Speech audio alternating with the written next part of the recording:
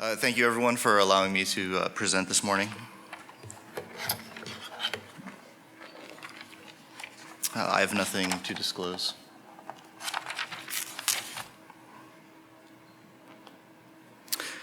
So hemorrhagic shock is the leading cause of preventable death on the battlefield. In the setting of polytrauma, hemorrhagic shock is combined with multisystem injury, which further complicates resuscitation efforts. In addition to hypovolemia, injuries to soft tissue and fractures of long bones occur and cause the release of numerous pro-inflammatory mediators, inflammatory cells, and free radical oxidizers. Persistent hypoperfusion in severe hemorrhagic shock results in further hemodynamic derangements and cardiovascular collapse, which has been termed the irreversible phase of shock and is refractory to additional volume. The use of vasopressors during hemorrhagic shock is controversial. No guidelines in the US exist for vasopressors in the setting of trauma. However, there remains a body of literature suggesting that pressors in the appropriate setting may provide a survival benefit in fluid refractory shock. In animal models, for example, vasopressin has shown improvement in short-term survival, neurologic outcome, and hemodynamic performance. In a 2016 study in pigs, terlipressin, a vasopressin analog, preferentially caused peripheral and mesenteric vasoconstriction with preservation of blood flow to the kidneys, which was associated with preserved GFR in the setting of trauma. Renal vascular injury may result from several factors. First, hypovolemia induces a drop in renal perfusion pressure. Decreased red cell volume diminishes renal oxygen delivery, and rhabdomyolysis from muscle injury occurs early. During the resuscitative phase, reperfusion injury also occurs. Microvascular damage increases vascular resistance, decreases perfusion, and increases vessel permeability, contributing to acute kidney injury. Data supports that episodes of AKI, even after complete recovery, potentiate future chronic kidney disease, and cumulative AKI episodes may hasten the onset of CKD. Our research group has been investigating the potential effects of vasopressors on AKI in the setting of trauma. Epigenetic enzymes are responsible for expression through activation or silencing of specific portions of genomic DNA. This is done through histone modification and DNA methylation. Changes caused by epigenetic enzymes account for phenotypic variation despite identical genomic DNA. Epigenetic changes are important because they are conserved and their effects can persist for years. Epigenetic markers have already been identified in the setting of trauma. A recent study identified an upregulation in the amount of histone deacetylation in lung tissue of trauma subjects in a porcine model. Preliminary data suggests that dysregulation of epigenetic enzymes contributes to acute end organ injury. This provides both insight into understanding the long-term effects of trauma on organ systems and provides a novel therapeutic target for preventing progression of both acute and chronic kidney injury. In our current study, our objective is twofold. First, to compare regeneration of a cellular monolayer of vascular tissue cells after cell injury. And secondly, to describe the changes in epigenetic enzymes after vasopressor administration on vascular smooth muscle cells and vascular endothelial cells.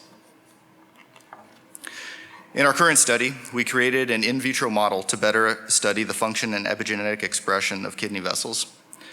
Electric cell substrate impedance measuring, or ECIS, was used to evaluate the function of a cellular monolayer after wounding. In the in vitro setting, wounding of a cell monolayer is an important model that can be reproduced consistently and efficiently to replicate cellular effects of injury.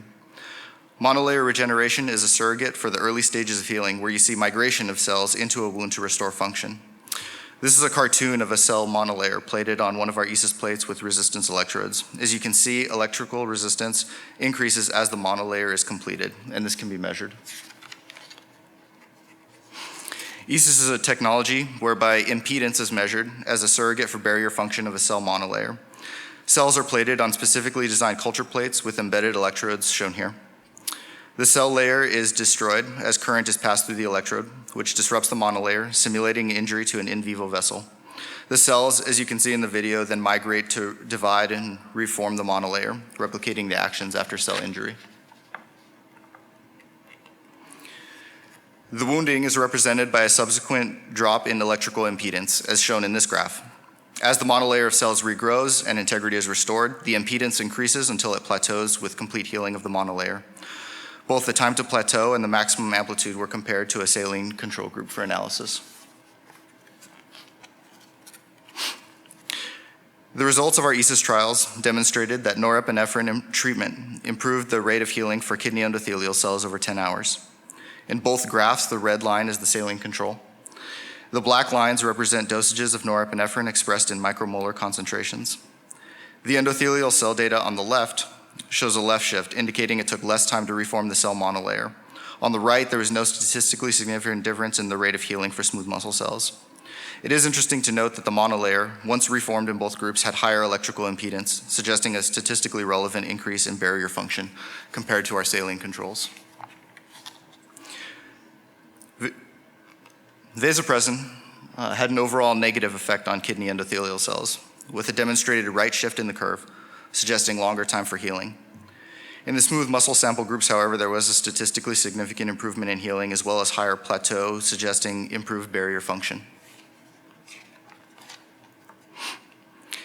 In our previous study, we identified gene expression enzymes that were upregulated in the setting of hemorrhagic shock. Renal arteries from pigs were processed, and quantitative PCR was used to identify upregulated epigenetic enzymes in a hemorrhagic shock model.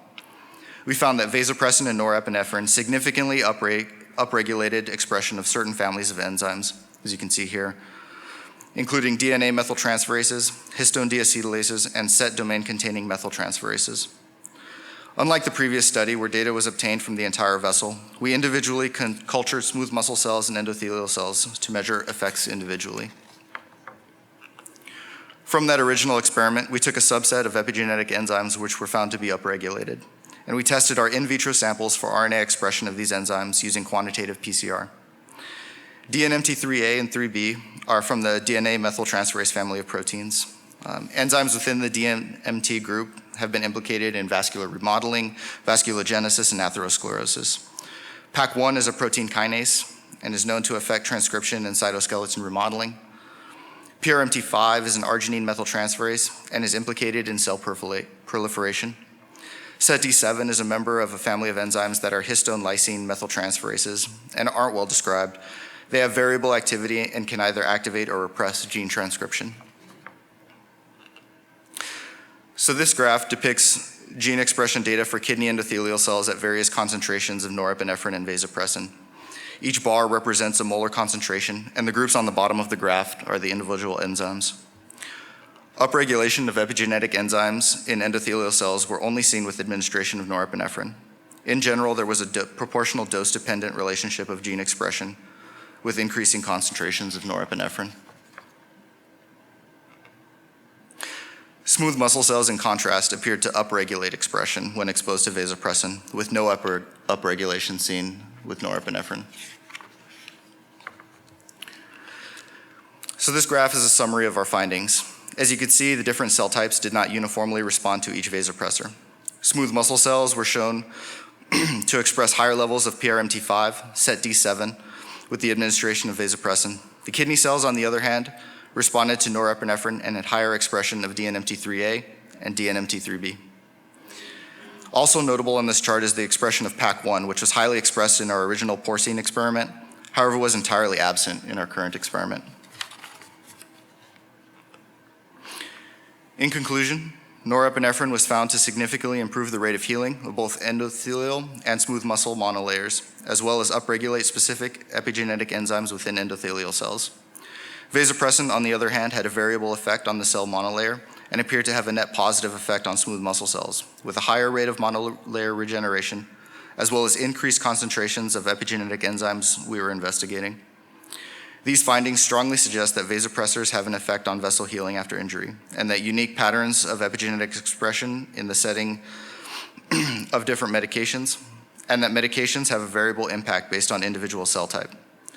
We plan to further explore the role of individual epigenetic enzymes on vascular regeneration and remodeling. These are my references. Thank you for your time. I'll take any questions.